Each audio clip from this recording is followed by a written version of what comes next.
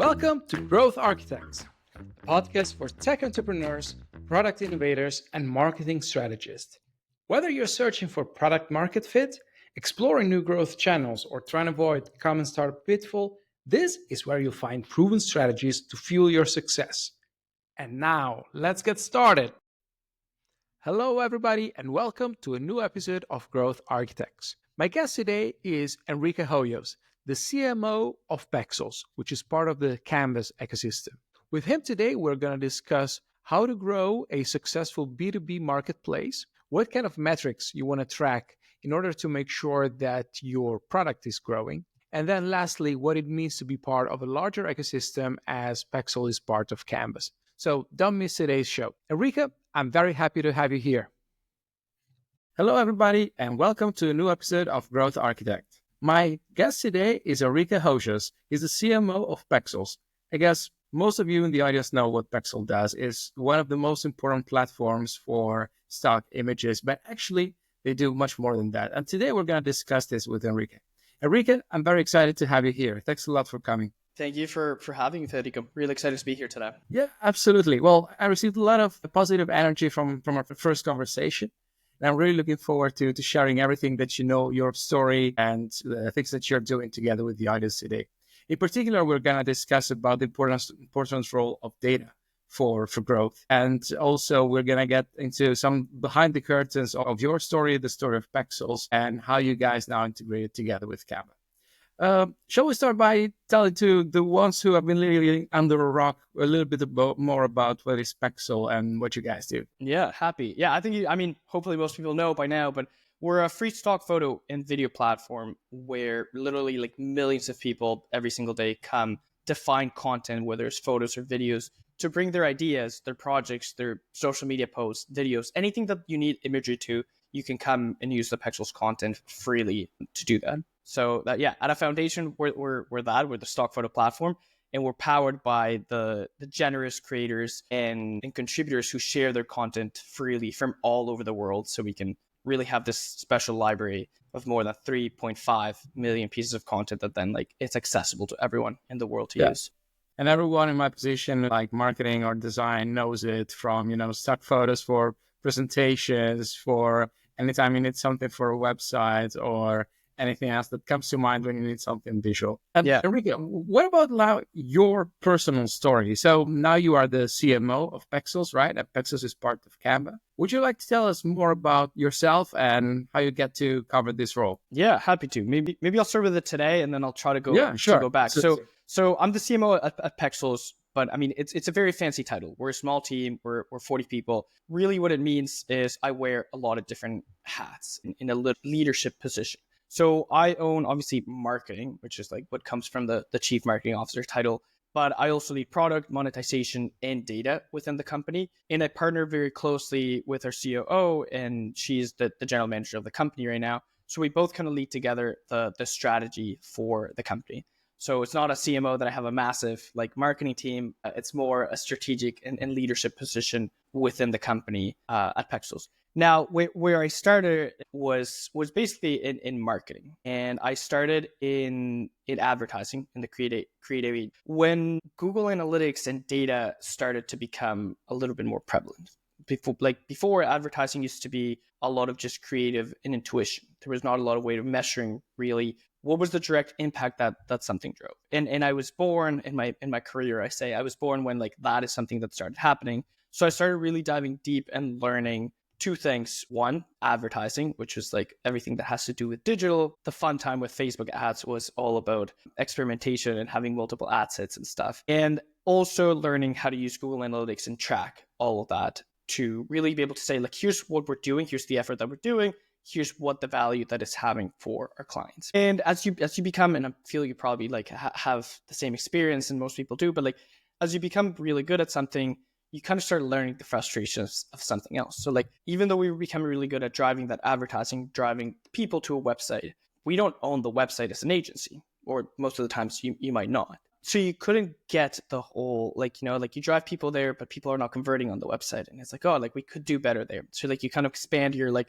horizon of like what pieces of the marketing funnel you own and what you want to be doing. And from there, we started like learning conversion rate optimization and started integrating that into an offering for the agency. And like to accelerate the story a little bit, I jumped through like a couple agencies, kind of expanding more and more the role that I was overseeing in terms of the journey of a consumer from the moment that like you're becoming aware of the problem you have. We're trying to funnel you into marketing, but also how do we deliver that value? And I noticed that through an agency, I was never going to be able to own fully the customer lifecycle of someone. And that's when I jumped into the startup world, joined a startup. I was there for a year, had a massive experience like leading both product. It was a leadership of role. So it was both product, sales, and marketing. And then I ended up after a year into like a little bit burnt out.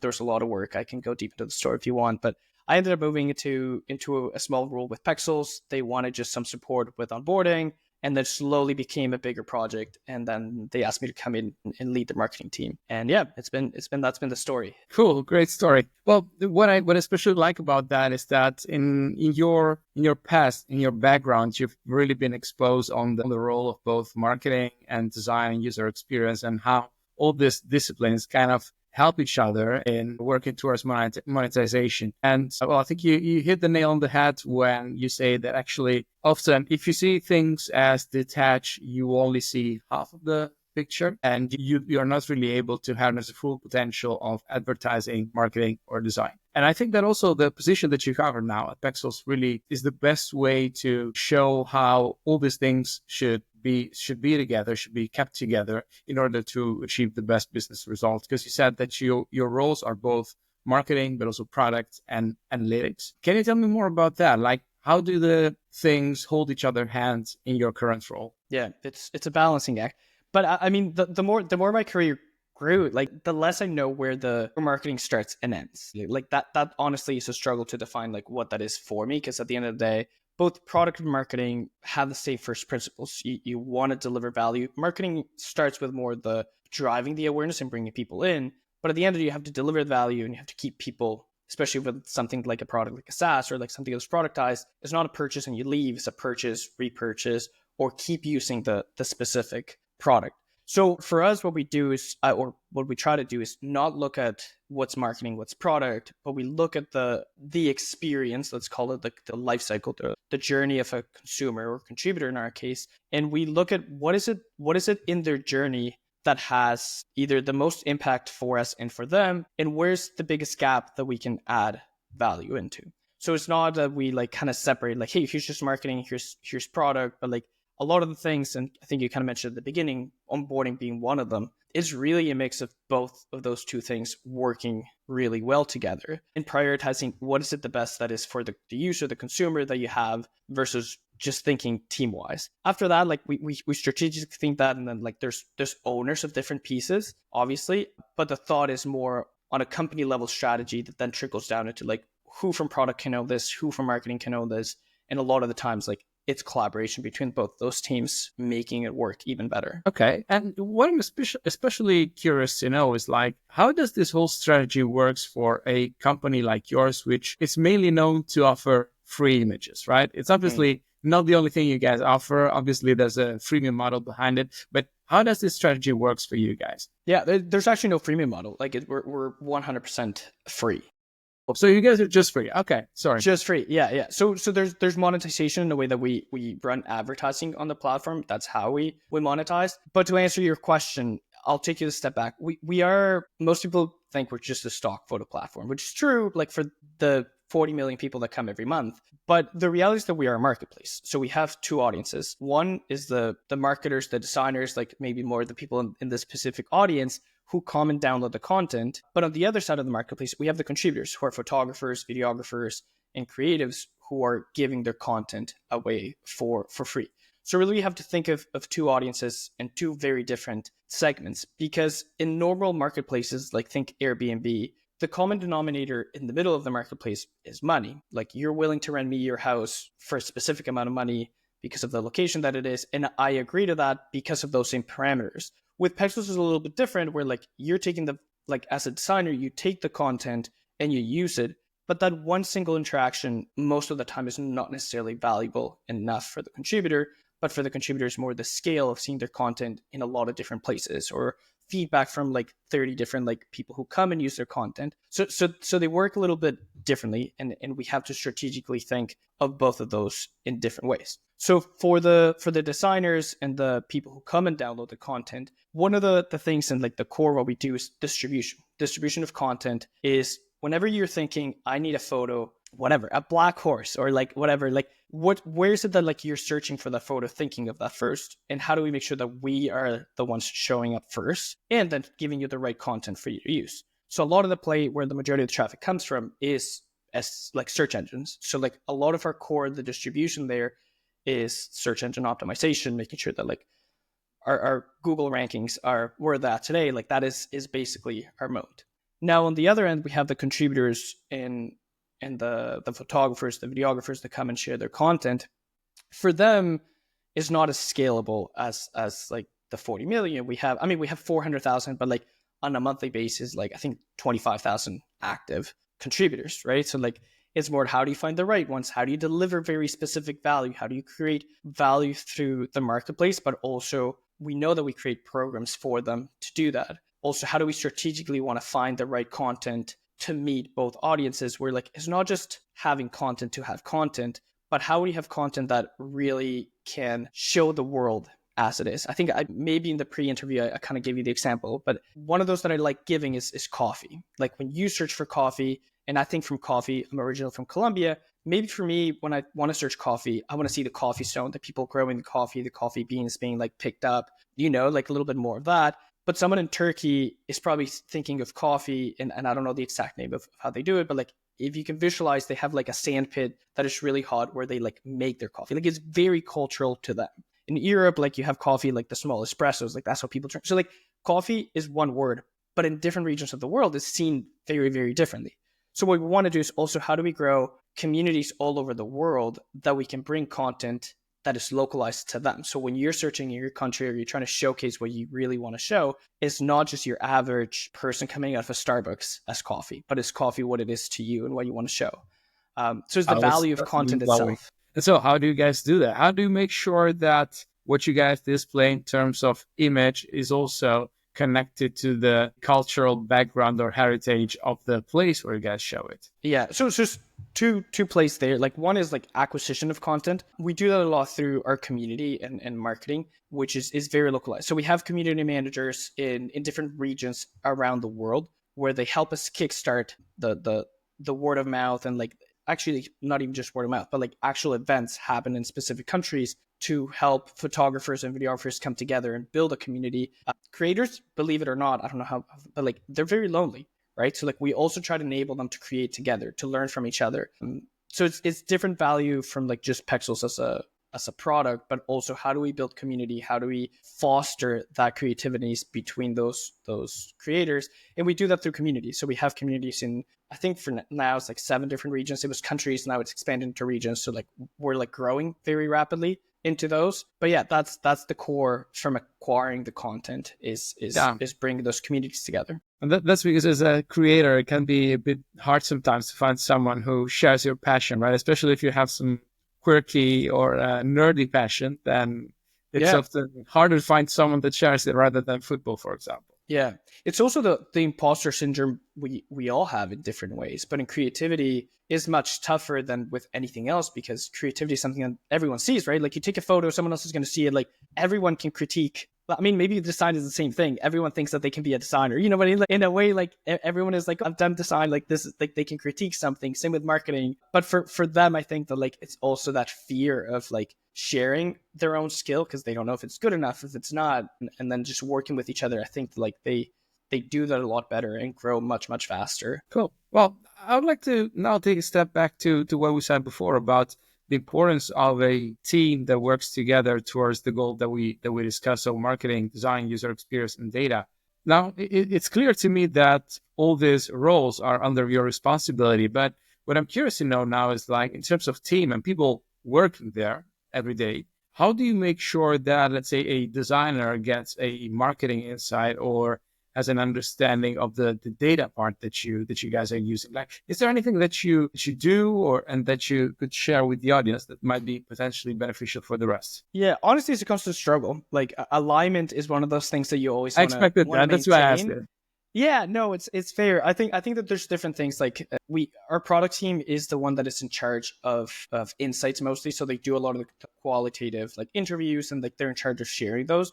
But sharing to share is also very difficult because like not, like the attention span that people have, or like the interest that I might have when someone shares a message is not there. So a lot of it just comes from repetition and building rituals for the team to empower that. So we have bi-weeklies and weeklies, we have a lot of meetings.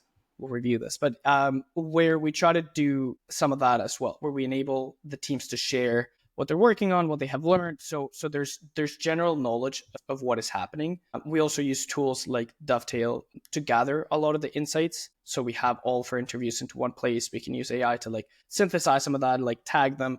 But a tool is just the tool. Like, I think you just have to do the work of internal marketing, internal communication. And yeah, I would be lying if I said we have that fully figured out. Like, still, like, there's things that other people in other teams don't know. Like, maybe our core team knows more, but our role is also how do we educate the rest of the teams? Like, even engineers, like we have engineers who are photographers. So like, they also want to know these insights. They don't just want to build. So like, it's how do you share the right level of insights with the right people at the right time? So we try to do that through like regular meetings and rituals that we have. And same with like that we have a full team call every 2 weeks where someone from the team is sharing, like whether it's our team or someone else's team, of learnings and what they're doing to keep everyone within a little bit more of alignment. But yeah, there's more to do for sure. Okay, it's a constant struggle for almost every company that I work with or that I interview during the show. And the ones that don't say so are probably lying. So I definitely recognize that.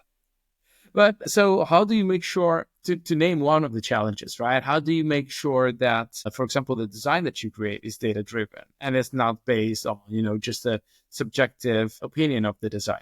Yeah, that would be also a lie if we said that everything is very data driven. Like we have one data person. If you can imagine, we have billions of data points. Like it's actually like the more data you have, the better, but also the more of a struggle it is because we have so much data that like synthesizing that data into something that's specific is very hard. So right now, the data strategy is much focused on higher level strategic points. So like we're trying to build, like we've mapped out the mechanics of the business so we can actually have operational metrics into everything that we do to understand what's working, what isn't working, that then we can go deep into that. So right now we have unfortunately prioritized a little bit of like the deep data points into like a design level.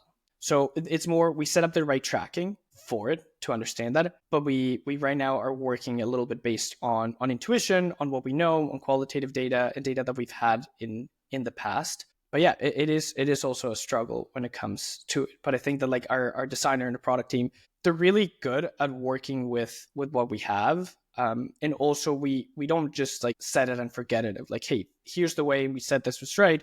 We know we're putting a hypothesis. We know we're putting an assumption out to the world. And then how do we make sure that that's something that it is going to work? So depending on the grade of the project, we probably like have like even calls with some of our, we call them heroes, who are like some of our best contributors. And we will go in a call with them and like basically like, how do you call that test? Like a fake door test? I feel like I could be lying. But you basically like show them a presentation, a wireframe, like it's not built, it's not engineered.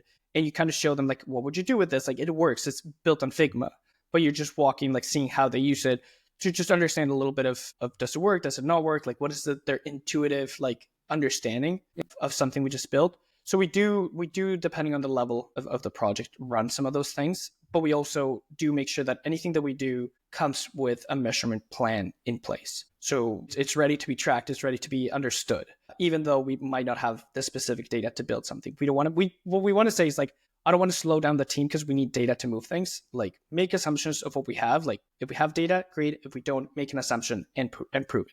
That's basically the principle that we're trying to put in the team right now. Got it. So also a company like yours, every now and then works with assumptions, as long as there is a solid plan for testing, at least at some point, I guess. Yeah. I mean, at the end of the day, like you're never going to have all the data you want for anything. And a lot of the data that you're going to get is the quantitative data that tells you what is happening, not why it's happening. So like, it's not that anything that data is going to just be like 100% correct. It just gives you better indications or helps you make better assumptions. But you got to work with what you have and have a bias for action. And that's kind of where we're trying to direct the team towards. Got it. Well, I remember that the first time we met, you told me that there's especially one kind of metric that for you is very important, which is the onboarding part. And that's also what you try to optimize lately. Why is this metric so important for you? Yeah, this is through the lens of the contributors. So it's not like the 40 million people that come, like you don't even have to create an account to download content.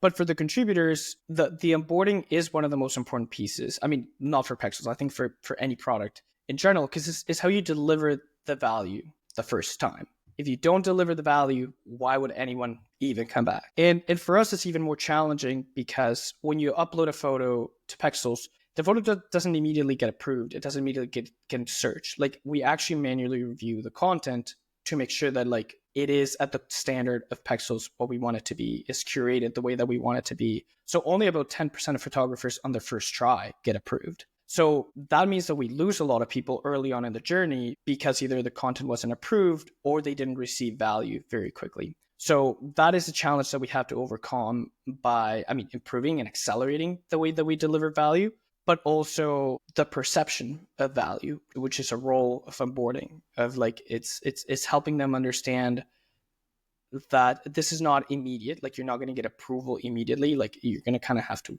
like, I don't say work for it, sounds horrible, but like it's going to take time. Like, here's the things that you can do. But also, here's the exciting thing that happened to Federico when he did get approved, and like Netflix ended up using his video in one of the documentaries that was narrated by Obama. So you kind of share like some of the wins that other people have in order to do this. And it's a mix of both accelerating value and perception of value. And it has been a focus because that's where the biggest the leakiest part of our bucket from contributors was. Like, we've done really good work to optimize that. But yeah, I think it's foundational to anything in any company. Like, every time I like consult or chat with entrepreneurs, founders, and they're talking about like, oh, like advertising, like we need to grow more channels. And I'm like, okay, like agreed, like you need to grow more channels, but like what's happening like right where you already have them? Like, how many people are you losing there? And can you do better? Can you deliver value better?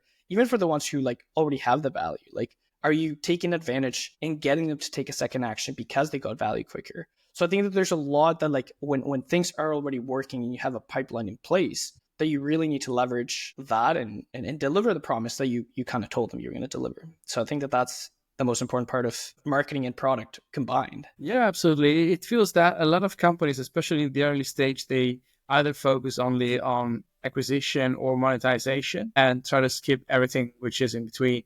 Whereas as you grow, you also realize the importance of activation and also the importance of that wow moment, as you mentioned, that actually biases your opinion towards all the other actions that you're going to do on the platform. So it has a huge impact also on retention, monetization, and also on your will to refer the platform or the marketplace to other people, right? Yeah. Is there any solid data that you have to back that? The overweight. Oh yeah, 100%. Like I'm gonna quote probably the wrong exact numbers, but like if we look at a retention curve, and for those like I don't even, this is a podcast, I'm not even gonna be able to do the line, but a retention curve. Imagine you have a graph on a timeline where the line starts at 100% at week 0, right? So like 100% of people are active at week 0. That's when you sign up. That's when you created the account. By week 1, what percentage of people do you have, right? Like by week 2, week 3, and in every single company, you're going to see a drop off.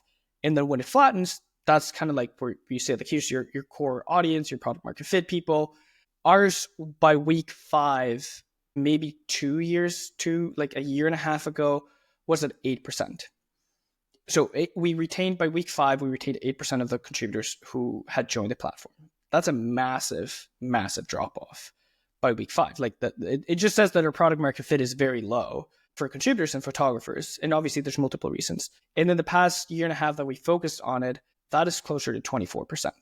So we have emphasized on how do we accelerate value? How do we give more value to move it quicker in the first 5 weeks to retain more people? And that's 3 times the retention that we've had in the past 4. Now, obviously, we have to analyze like future value and like the retention into the future. Like this is a short-sighted view of just like growth hacking, if you want to throw the term in there. of growth hacking activation. Now we need to understand how it affects truly retention into the future and lifetime value.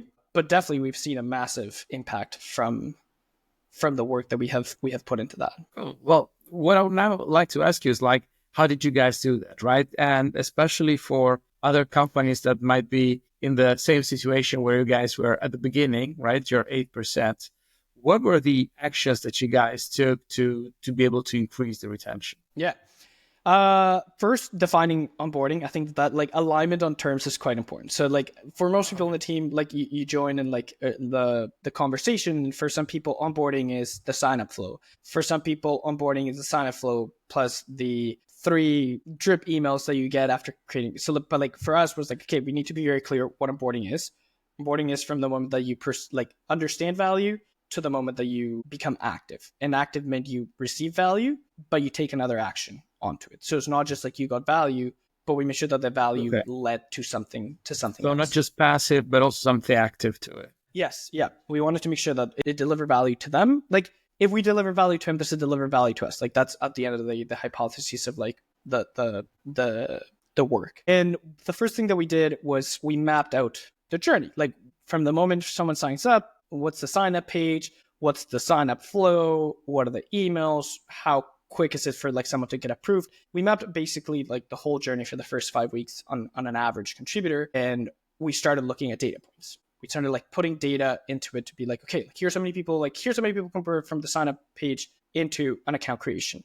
From the account creation, how many people converted to actually uploading a photo? From the people who upload a photo, how many people like get approved? From the people who get approved, how many people get featured or like get their statistics up high to a certain number in X number of days? So we started understanding from numbers what was happening. Now, the what is great because it tells you where to look, but it doesn't tell you why things are happening the way they are. So we knew certain pieces now that we could actually go in and have interviews with the contributors to understand the qualitative side, like the why behind the actions that they were taking, the why of like why that was important to them, what it meant to them to see their photos be improved, the photos being like what they wanted to get out of Pexels.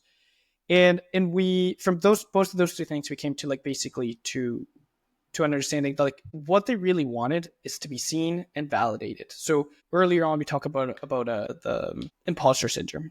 Basically, everyone has it. A lot of the time, all they really wanted was very quickly to know I am good enough. So I am good enough in the way that like the content is being approved. Like I understand that I'm good enough because I am approved in Pexels. It's one signal that we can give them. Signals that we can give them was like the statistics. So like your content is being shown, being downloaded. That tells you that someone else thinks your content is good enough. So we started identifying like what are the signals that they have that tells them they're good enough, and how long those are taking, and how do we accelerate them. So again, both on the acceleration and the perception, because some of them we couldn't move the time that it took for a photo approval. Like we can move it hours, but if it's not immediate, it's not changing much, right? Like if it goes from 24 hours to 22 hours, it's not changing your life, the perception of value. That didn't matter too much. But one of the things that, for example, was happening was that we were waiting until a month in to be like, hey, here's what happened to you in this month. Here's how many times your content has been seen. Here's how many times it's been downloaded. Here's the search terms, like, the cool things. But that delay, like the month was because we have monthly stats that you get shared as a contributor, which works great for like the core retention group and people who want to see that. But then when we were looking at the new people, it was taking too long. So instead of waiting a month, we built dynamic systems that anything above 1,000 views, you would automatically get a notification if your content has been seen 1,000 times. So whether your journey was like slow and 1,000 views, 2,000 views, or your journey was fast and you're like great photographer, 1 million views right away, you would know that immediately, like within like 2-3 days of your content being uploaded. You didn't have to wait too long. So look, it's not rocket science. Like it's logical things that were like, oh, like that makes sense to do. And then the other pieces that we did was the value perception. And this goes a lot into the storytelling of what are the cool things that have happened to other photographers in Pexels when they have shared their content. And this, again, like the Netflix story wasn't a lie. Like some of the content that is on Pexels has been used on Netflix documentaries. And the excitement from a photographer or creator to see that their video is like being narrated by Barack Obama. It's cool. Like, like Spotify has acquired some of the photos to make them into photo albums. We partner with IFA, the International Fund of Animal Welfare, and they have used some of the content to help them promote their causes. It's been like showcased in New York's in Times Square. So like imagine as a photographer seeing your photo in Times Square in a billboard. Like these are really cool things that have happened that people don't know. So like how do we tell those stories for people to be like, oh, here's not only like your content is seen, but like you also have a big impact in the world. Like it's not you're just sharing your content and it's about you, but it's like the things that you're doing for the world by sharing your content is also that intrinsic motivator that gets people to stay much longer. So basically like at a high level, those were the two like levers that we were trying to pull: accelerating value and increasing value perception through narrative and storytelling. Yeah, and what I would like to highlight here is really the way that you guys got there, because you started from numbers, you started from data, and you saw that there was this, say, massive churn that you guys were trying to put a limit to. But what you decided to do was not to immediately change something on your product, but rather go the qualitative way to try to understand and learn from your users. What is it, the why behind certain choices and the why behind the reason why they were dropping, which is obviously something that data were not able to give to you. That's what my biggest, I would say that's my biggest rant in life, where like most people stop at the data. They think that like the answer is like there's a drop off, but that identifies the problem, not why it's happening. Not the like why behind it. It can give you insights, but then go test, like get them, prove them. And you can prove that like through quality. Like for me, like speaking to a customer is always going to be the shortcut. Like some people don't want to do it. That's on you to like waste your time. But you can also test that through like experimentation. Like, hey, here's 3 different hypotheses that I have. If you have enough scale to like throw those into an experiment and understand like which one drives better performance, you can do that. But yeah, most people end up skipping the understanding the why behind a what. And that is foundational to like anything we do, like from like a specific project to like the bigger company strategy and how you design something in general too. And what's ironic to this is that actually a lot of companies want to skip that part because they're afraid that it's expensive. And, finding people to run user interviews is time consuming and don't really know where to start. But actually not doing that ends up costing a lot more money in terms of like product that you have to redo, and then developers that you have to pay, designers that you have to pay. And it's kind of a cost that a lot of companies really underestimate. The cost of doing something that doesn't work, or shooting in the dark, so to say. Totally. And I think that also people get scared of like, oh, I need to be like a researcher. Like just jump in a call, have a conversation. Like you don't need to be perfect at interviewing people. Like it's not something that like it's easy, but just having conversations with people and understanding them gives you the insight that sometimes, again, in this case, it's very specific to product, but also you can get the insight into like the what was happening on their end, like to get like what was the right trigger that we can actually put a lens of marketing perspective of like, we know when this is happening, this is the right moment to like target that person for like our content or whatever it is. And here's the right message to it. So like, I think that like it's the most valuable thing that you can do is just talk to customers. Otherwise you miss the whole context next to an action. It happened actually something similar to us in my previous startup, where we learned that, there was a massive drop in activation the moment that people had to register with a bank account. And only with qualitative interview, actually, we realized that a lot of them, for one bank, they needed a physical device that by the time that they were signing up, they needed to go to get somewhere. And often in the process, then the whole application would have crashed. So they needed to resume the whole process from the beginning. And then, they just decided not to do it. And then when we fixed that and we say, make sure that before you start, you have this device ready, actually conversion really jumped up.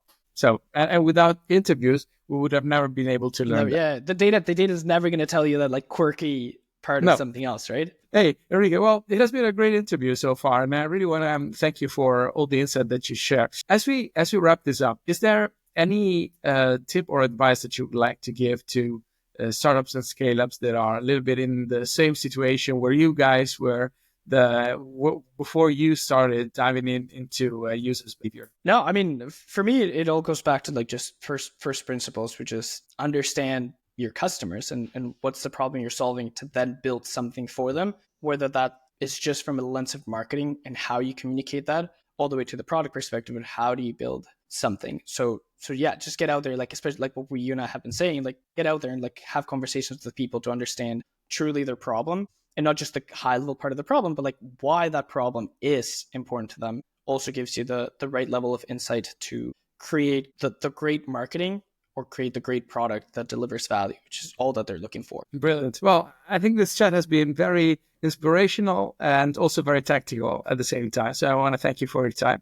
What's the best way for people to know more about what you do or, stay in touch? Yeah, honestly, I'm terrible at social media. LinkedIn's probably where I'm the most active, and I'm not really active there. But like, yeah, if you want to connect, send me a message, and I'm happy to chat there. Okay. Well, thanks a lot, Enrique. Thanks for having me, Federico. Pleasure.